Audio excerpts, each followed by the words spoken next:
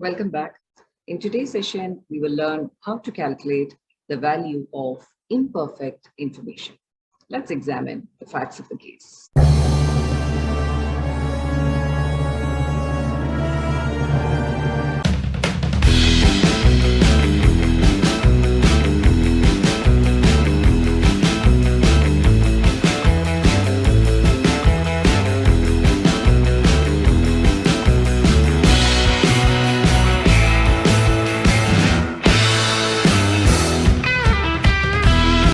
So you plan to develop a cybersecurity software, but you're unsure as to whether you will succeed or fail. Now, Agent 008 can give you information about whether you will succeed or fail.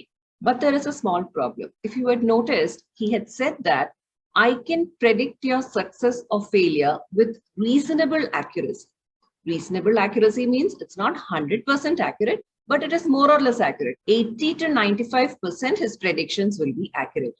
So what is the maximum amount that we can pay as fees to Agent 008? This is the meaning of value of imperfect information. What do you mean by imperfect information? Imperfect information is the information that you get about the future, but it is not 100% accurate. Now we will do the problem so that you will be able to understand the concept. You plan to develop a cybersecurity software. The R&D cost expected is $1,000. Expected profits. If you are successful, then the expected total profits is $20,000 and the probability is 0.5. And if your product fails, the expected total profit is negative 10,000. That is, you will incur a loss of $10,000 and the probability is 0.5 or 50%. Before you develop, you may consult Agent 008. He can predict your success or failure, but not with 100% accuracy, which means that this is a case of imperfect information. Though your product will be successful, there is only a 95% chance that he will predict your success accurately. Now, in the future, even if your product is successful, this Agent 008 will be able to predict that success only with 95% accuracy. And if your product is a failure in the future, there is only an 85% chance that he will predict your failure accurately. So if it's a success, he will predict it with 95% accuracy. And if it's a failure, he will predict with 85% accuracy. If Agent 008 charges $5,000, would you employ him? So in this case, we have to calculate the value of information or the maximum fees that we can pay to Agent 008. So what is the value of information? Value of information is always given by the formula EV with information minus EV without information. This is the same formula that we used in the previous session when we had perfect information. Now, this is just that we have imperfect information. That is, it is not 100% accurate information. So first we will calculate this, that is EV without information. So for that, we will draw a decision tree. Decision tree always starts with a square or a decision point. And what is the decision that we have to take? Whether we have to develop the software or we should not develop the software. Now, in the first sentence, it is mentioned that R&D cost expected is $1,000. So if we are developing the software, we will incur an amount of $1,000. That is why negative 1K or negative $1,000 is written against this part. Now, if we do not develop the product, we have a profit of $0. Now, if we develop the product, the expected profits are given in this table. So there is a 50% chance of success with an expected total profits of $20,000. And there is a 50% chance of failure with an expected loss of $10,000. So let's include that too in the decision tree. So if we develop the product, there is a chance that we will be successful with a probability of 50%.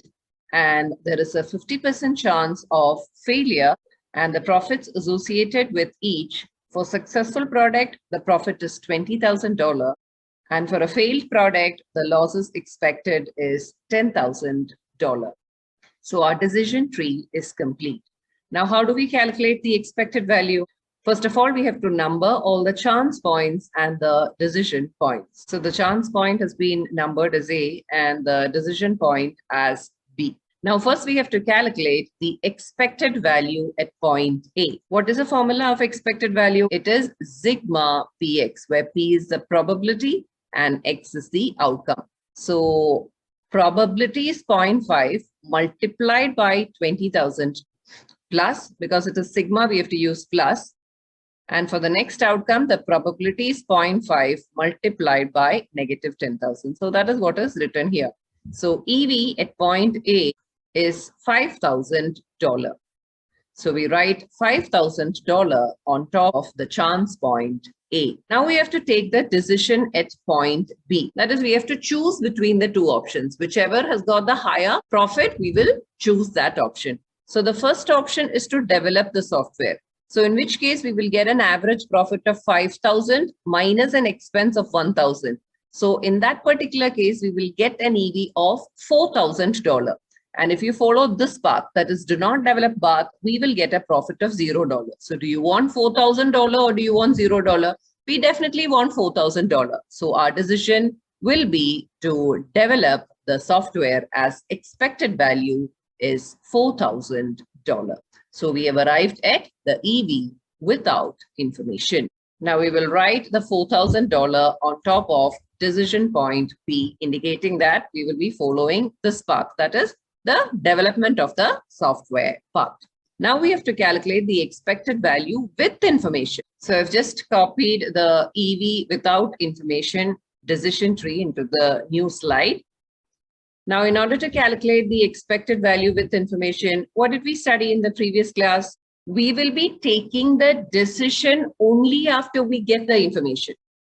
So we don't need to take the decision initially. So we will start with the chance point A. So we are going to start with the chance point and I'm going to copy this portion. Okay. So there is a chance that we will have a success of 50% and there is a 50% chance of failure.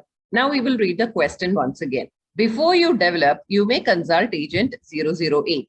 He can predict your success or failure, but not with 100% accuracy.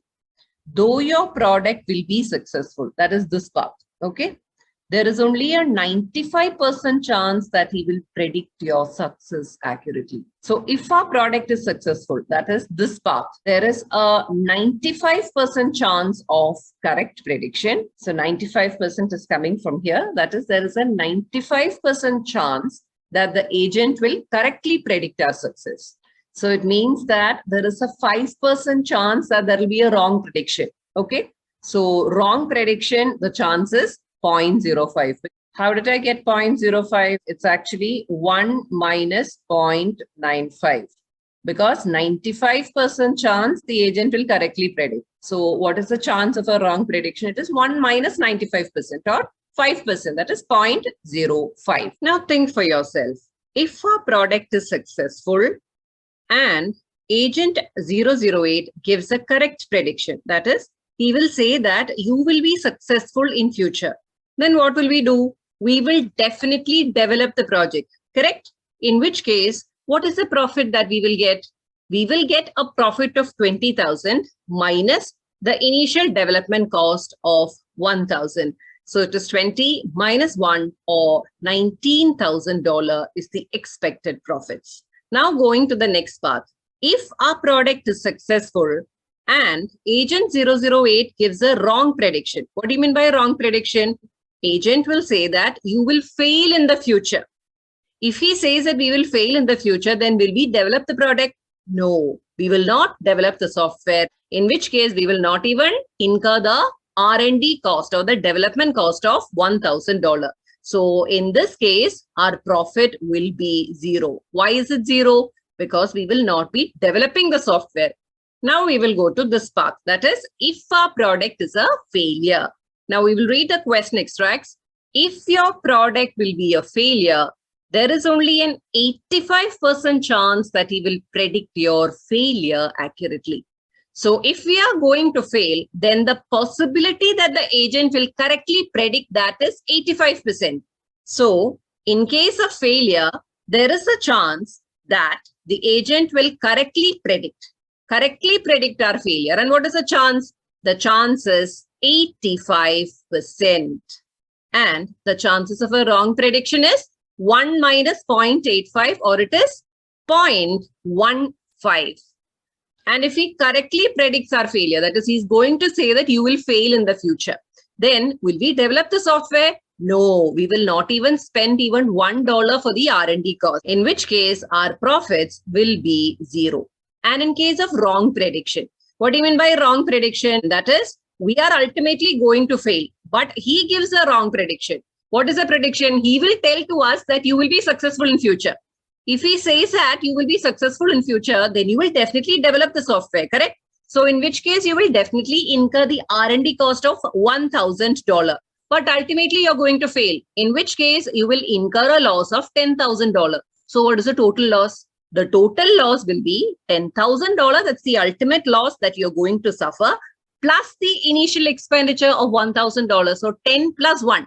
$11,000 will be your total loss. So that is why $11,000 loss has been written against that option. Now, I told you in the previous class itself, what we are drawing for EV with information is a dummy decision tree. It's not a real decision tree, because real decision tree always starts with a decision point or a square. Here we have started with a circle or a chance point. So what I'm going to do is I'll just copy this dummy decision tree into the next slide. And what I'm going to do is I am going to calculate the joint probabilities, just like we did in the previous class. How do we calculate joint probabilities? Now, in the first case, for having a successful product, there's a 50% chance. And the chances that agent will correctly predict is 95%. So what is a joint probability? That is, we will have a successful product and the agent will correctly predict. It is 0.5 into 0.95. So I have written event and joint probability. The first event is we have a successful product and there is a correct prediction. And what is a joint probability? As I said, it is 0.5 into 0.95, or it is 0.475. And what is the profit associated with this event? It is $19,000. Now, what is the next probable outcome? We have a successful product, but the agent gives a wrong prediction. Wrong prediction means even though we are going to be successful, he will say that we are going to fail. So we will write the second event, that is successful and wrong prediction. So what is a joint probability? It is 0.5 into 0.05, or it is 0.025. And what is the profit? It is $0. Now, what is the third event? Third event is our product is going to fail and the agent will correctly predict our failure. So what is a joint probability of its occurrence? That is, we are going to fail and there is a correct prediction. That is, he will rightfully say that we are going to fail. So what is a joint probability? It is 0.5 multiplied by 0.85, or it is 0.425. And what is the profit? Profit is $0. And finally, the fourth outcome is we are having a failed product and there is a wrong prediction. That is, he will say that we will be successful. So failure and a wrong prediction. So the joint probability is 0.5 multiplied by 0.15, or 0.075. And what is the profit? It is negative 11,000. So now what is the EV with information? We have to calculate the expected value for this chance point. And what is the formula for EV? It is sigma px, or probability multiplied by outcome.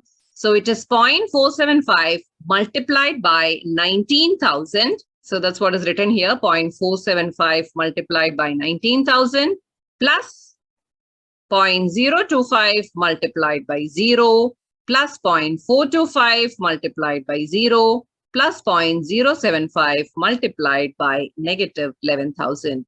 So the final EV with information works out to $8,200.